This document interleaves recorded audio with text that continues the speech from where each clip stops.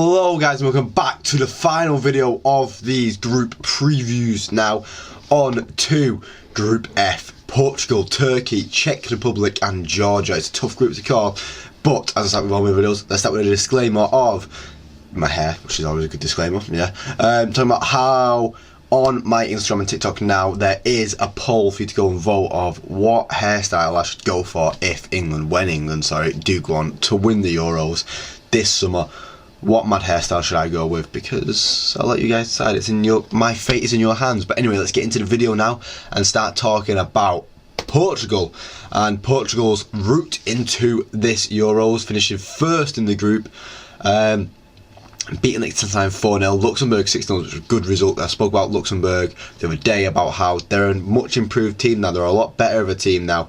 So Portugal beating 6-0 is a good result there. Portugal 3-0 against Bosnia, 1-0 against Iceland, 1-0 against Slovakia, 9-0 against Luxembourg, which, you know, it kind of like put my Luxembourg hype into a bit of doubt there, isn't it? Beating Slovakia 3-2, beating Bosnia 5-0, beating Liechtenstein 2-0, and then beating Iceland 2-0. So only conceding 2 goals in the entire qualifying process and scoring a lot of goals in the process and not losing a single game, not drawing a single game, winning every single game.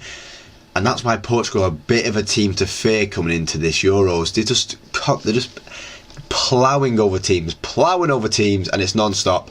And that's with key players in their team, managed by Roberto Martinez, who, you know, we saw he was a good coach of Belgium, but he could never take Belgium far enough. Can he take this golden generation of Portugal players far enough with the likes of Ruben Dias, Diogo Dalot, Bernardo Silva, Bruno Fernandes, Rafael Leao and Goncalo Ramos, with the experience of Pepe and Cristiano Ronaldo in the team? It's an exciting team. I'm looking forward to seeing how this team plays in this tournament. And it's a good group to test them, because Portugal usually struggle once they get to the big stage. Once the light shines on them, they usually kind of fall away. They managed it in 2016, though. They won in 2016, 8 years ago now. Can they repeat the feat now again and win this one? We'll wait and see, because I've got my predictions coming out in a couple of days, and we'll talk a lot about Portugal in that video, I do imagine. Turkey, last Euros they were the dark horses. This Euros I think people have stayed a bit away from them in terms of hyping them up. They did still finish first in their group, in a group with Croatia and all that still, so it's still a tough group they didn't manage to finish top of. They lost Croatia at home and then beat Croatia away. It's a bit of a 50-50, dropping points to Wales and Armenia along the way, but winning a lot of their other games. So, you know, I can see why people might put a bit of hype around this Turkey team. I'm still a bit hesitant to put a bit of hype around the Turkey team, but if you look at some of the players that they've got, you can see it's kind of dropped from how they were last year under Venezio Montella. There's still got good players in there like Zeki Çelik. Hakan Çalhanoğlu is probably the big highlight star. He's been the one that's going to be dragging them through this tournament, I do imagine. Having a great season for Inter Milan in that regista position. But then they've got other good players around him. Enes Ünal, obviously the one that you're probably most familiar with in the Premier League, having a good time at Bournemouth right now. But I said Hakan Çalhanoğlu is going to be taking this team and trying to drag it along through the tournament, and we'll see how he can do.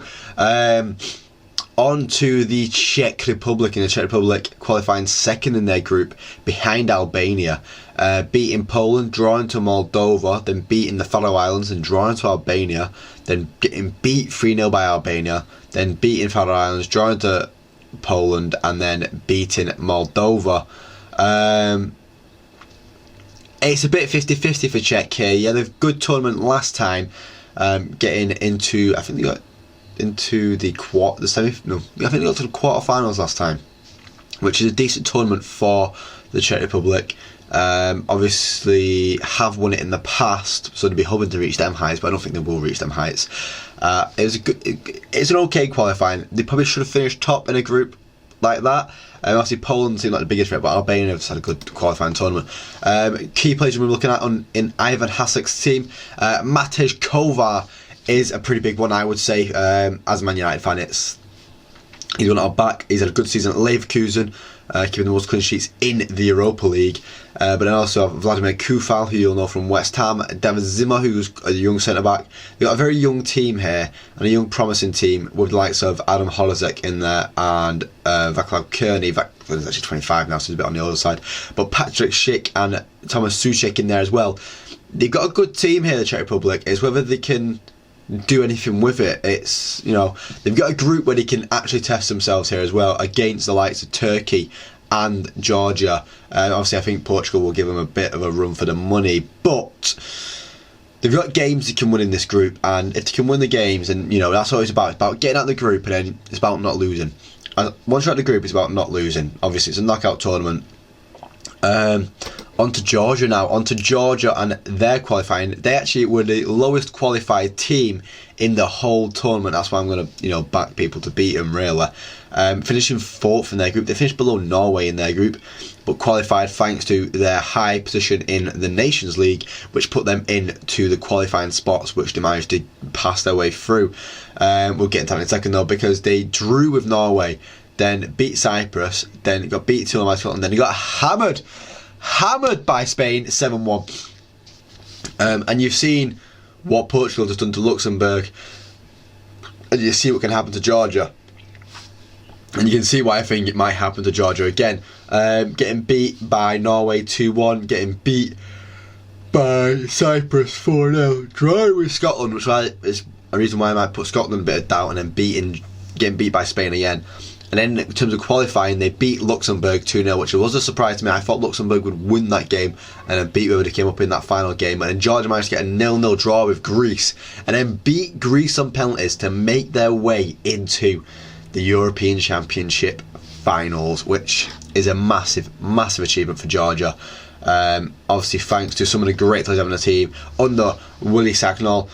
Obviously, the main one you'll be talking about here is Kvicia Kvaratskhelia, who has been on everyone's lips trying to pronounce over the past year since he has been flourishing at Napoli. But they also got some good players in here that you would be taking a look at, like Georgi Chakvedadze and Georgi Mamadashvili, who the goalkeeper, who's a really, really good goalkeeper, really promising goalkeeper, has a good future ahead of him, and Georgis Mikhail Tavsas. I do apologise that all these names have been absolutely butchered. I've slaughtered right there. Took me long enough to get Kvaratskhelia right, and I don't even think that's too right either. It's the tough names to pronounce, and that's why I kind of hope they don't stay in the tournament for too long. But I said my predictions are coming out in a couple of days. We'll put my predictions out. I think my predictions are going to be coming out on Thursday, but potentially Wednesday. I've not scheduled it right now yet, but that's when it's going to come out. And we'll get talking all about Georgia in that video, and I'm looking forward to it. Talking about all these teams we've been talking about in the past couple of days, and seeing how far certain teams can make it. I'm going to do right in depth with it. We'll go right in depth with it. I've already done a prediction, but the prediction was like 6 months ago when it got drawn, and we were still waiting for, you know, a few teams like Georgia to qualify. So I didn't actually have Georgia in there at all, because I thought Luxembourg was going to win that tree.